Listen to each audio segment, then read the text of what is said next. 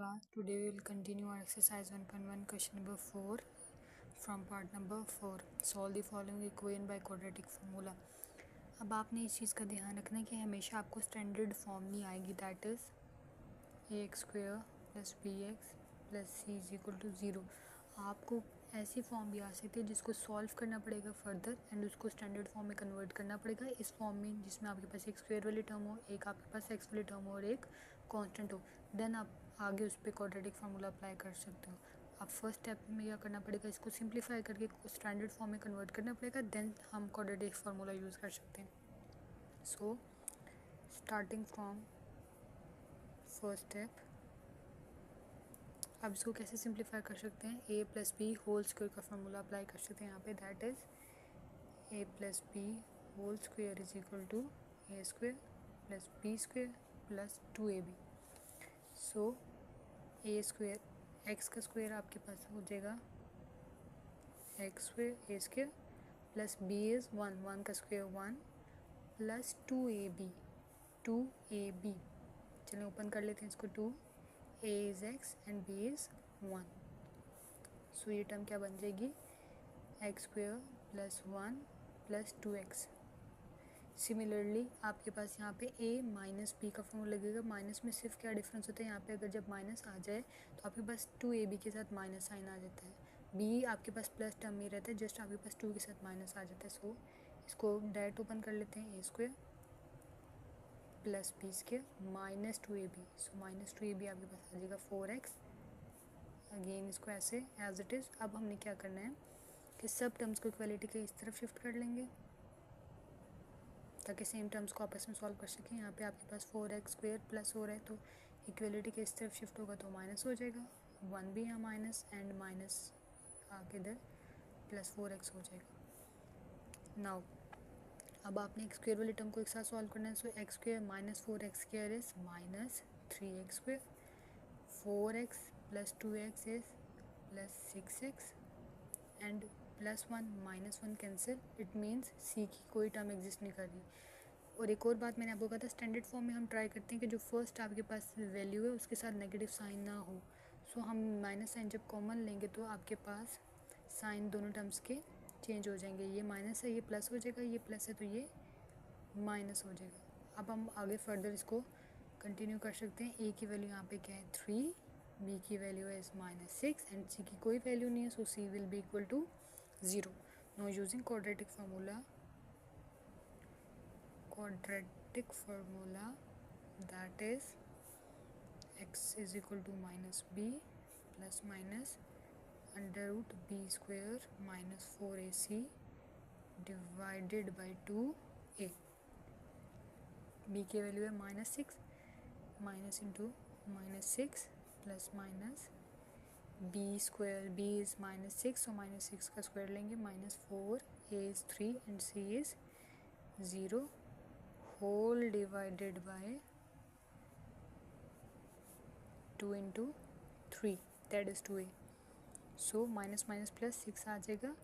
अब आपने ध्यान रखना है कि 6 का स्क्वायर इज़ 36. कुछ स्टूडेंट्स ऐसे करते हैं कि जो ये माइनस साइन है वो भी साथ लिखते हैं, बट आपने माइंड में रखना है कि जब आप स्क्वायर लेते हो तो माइनस का भी स्क्वायर लेते हैं. सो माइनस का स्क्वायर आपके पास प्लस होता है. सो आपके पास साइन यहाँ पे नहीं रहेगा माइनस का. Now minus 4 3 = 12 and 12 into 0 0. सो कोई टर्म नहीं बची यहाँ पे, जस्ट आपके पास 2 3 = 6, 36 बचे. अब आप जस्ट यहाँ पे 36 लिखो because 36 minus 0 is 36. Now 6 plus minus under root 36 equal होता है 6 के. सो जस्ट 6 बच गया. अब आप इसको ब्रेक कर लो. पास ये ब्रेक होंगे. x is equal to 6 plus 6 divided by 6 and एक बार आप प्लस साइन के साथ फुल टर्म लिखोगे और एक बार माइनस साइन के साथ 6 minus 6 divided by 6. So 6 plus 6 12, 12 by 6. Here x is equal to 6 minus 6 is 0 by 6. तो यहाँ से आपके पास 6 1 = 6, 6 2 = 12, x की वैल्यू आ जाएगी 2 एंड यहाँ से 0 divided by 6 is 0. So the solution set will be 2 and 0. The next part is x plus 1/2 minus x plus 2 divided by 3 is equal to 0। Again इसको पहले स्टैंडर्ड फॉर्म में कन्वर्ट करना है, then इसको आगे फर्दर क्वाड्रेटिक फार्मूला अप्लाई करना है। अब हमेशा आप ये लोग याद रखो, जब भी आपने डिनोमिनेटर ख़त्म करना, बिकॉज स्टैंडर्ड फॉर्म में तो डिनोमिनेटर में कोई टर्म नहीं होती, that is x square plus b x plus c is equal to 0। So जब भी डिनोमिनेटर ख़त्म करना हो आप मल्टीप्लाई कर लेते हो हर टर्म को एलसीएम के साथ। सो हेयर एलसीएम इज 6, 2 3 ज़ा 6। So multiply both sides by 6,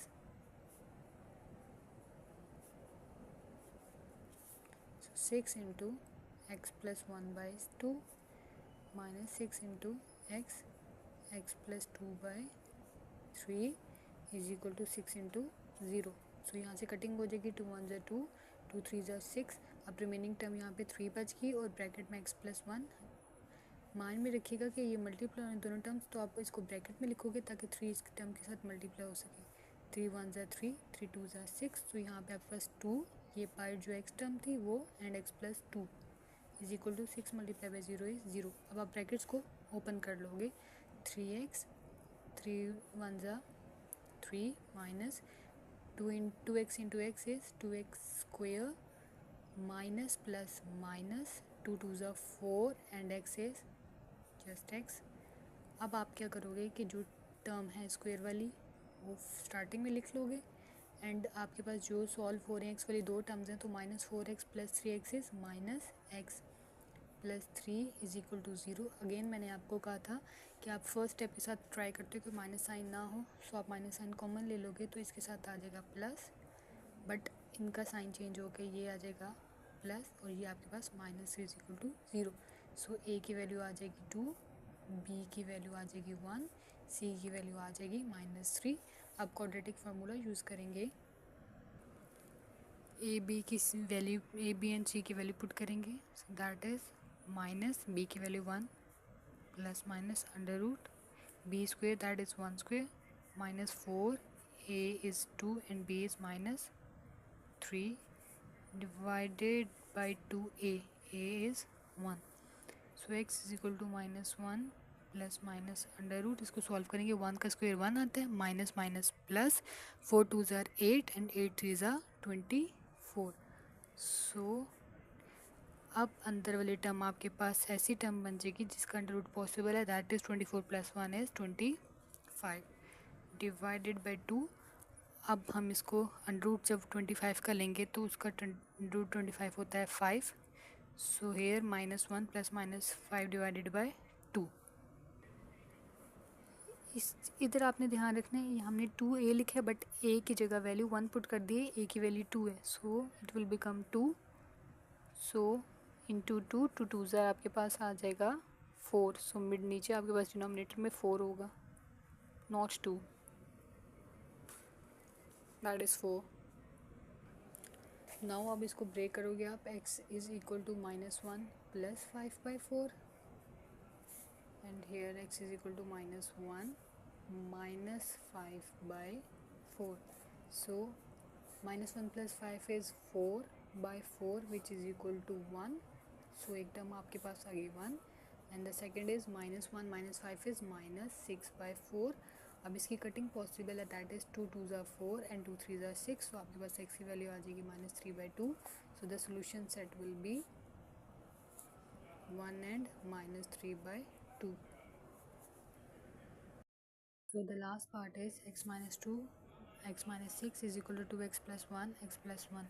अब आप फर्स्ट 2 टर्म्स को मल्टीप्लाई करोगे एंड नेक्स्ट 2 टर्म्स को मल्टीप्लाई करोगे, देन इसको हमने स्टैंडर्ड फॉर्म में लेके आना है and again quadratic formula apply करना है। सो x को पहले इन दोनों टर्म के साथ मल्टीप्लाई करेंगे विद साइंस एंड देन -2 को मल्टीप्लाई करेंगे दोनों टर्म्स के साथ। सो x into x x square minus x into 6 6x minus 2 into x is -2x and minus plus 2 6 are 12.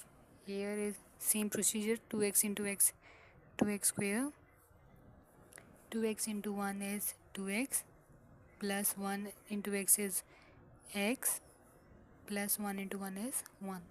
so x square same दोनों टर्म्स हैं तो -6x minus 2x is -8x plus 12 is equal to 2x square plus 2x and x is 3x plus 1। अब सब terms को एक तरफ लाएंगे ताकि इसको सिंप्लीफाई कर सकें। -8x plus 12 minus 2x², science change हो जाएंगे, -3x -1 is equal to 0। So x² minus 2x² is -x² and -8x minus 3x is -11x and plus 12 minus 1 is 11 is equal to 0।